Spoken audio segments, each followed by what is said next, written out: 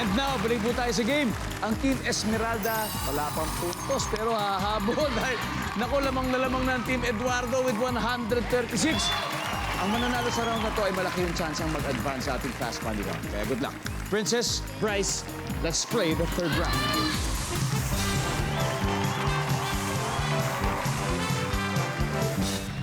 Good luck.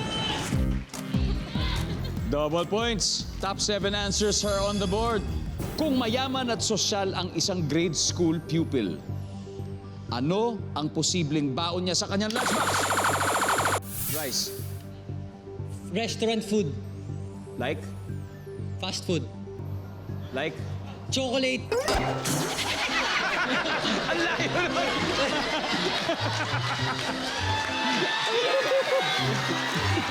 Survey says? Meron. Princess, kung mayaman at sosyal ang isang grade school pupil, posibleng baon niya sa kanyang lunchbox, Princess? Chicken. Ha? Chicken. Nandyan ba ang chicken? Oh, meron.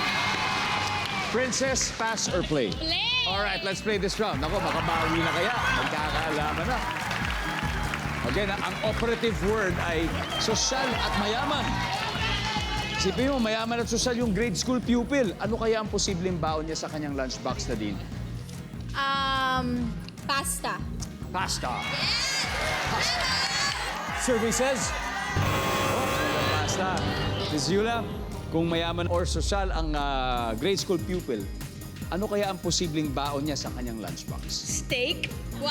Steak, wow! Medium, rare, or well done? Depende. Rare. Rare pa. Pampira pala. Nandyan ba ang steak? Meron, may steak. Althea, ano kaya? Mayaman na sosyal yung grade school pupil, posibleng baon niya sa lunchbox niya. Ano kaya to? Fruits. Uy, healthy. Fruits. Healthy living. Healthy. Nandyan ba ang fruits? Meron. Princess, 3 more to go. Again, kung mayaman at sosyal ang isang grade school pupil, posibleng baon niya sa kanyang lunchbox.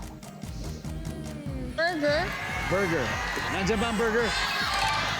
Pero hindi nga top 1. 98 na naipon. Sana hindi ma-steal na din. Again, mayaman at sosyal ang grade school pupil. Ano kaya ang posibleng baon niya sa lunchbox? Salad. Salad. Oh. Survey says? Wala si salad. Miss Yula, yung top answer, di pa natin nakukuha. Ano kaya to? Kung, yan, isipin nyo, mayaman at sosyal ang grade school people, posibleng baon niya sa kanyang lunchbox.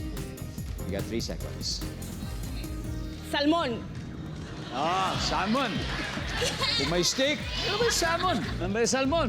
Wala salmon. For the 3rd time, ma-steal kaya? Parang quiet muna, quiet. Parang, hindi na tayo sulit. Rafael, subukan natin. Mayaman at sosyal ang isang grade school pupil. Ano kaya posibleng baon niya sa lunchbox? Pizza. Pizza. Diba? Bryce. Same? Candy. Candy. Chocolate flavor. Candy. Abdul. Pizza po. Pizza rin. Yes, sir. Michael De Mesa, ano kaya? Yeah, we'll go for pizza. Pizza! Okay! Sabi po nila pizza. Naniniwala po ba kayo? Hindi. Parang di kayo kumbinsido masyado. Tignan natin, guys. Actually, alamin na lang natin sa pagbabalik ng Family Feud. Panood. Now, kanina, bago nag-break, tinanong natin sila, Team Eduardo, ako, kung kung mayaman o sosyal yung isang grade school na estudyante or pupil, ano kayo laman ng lunchbox? Sabi nila, pizza. Huh? For the 3rd time, tama kaya sila? Kasi kung hindi, lahat ng puntos sa mapupunta sa Team Esmeralda. Nandyan ba ang pizza?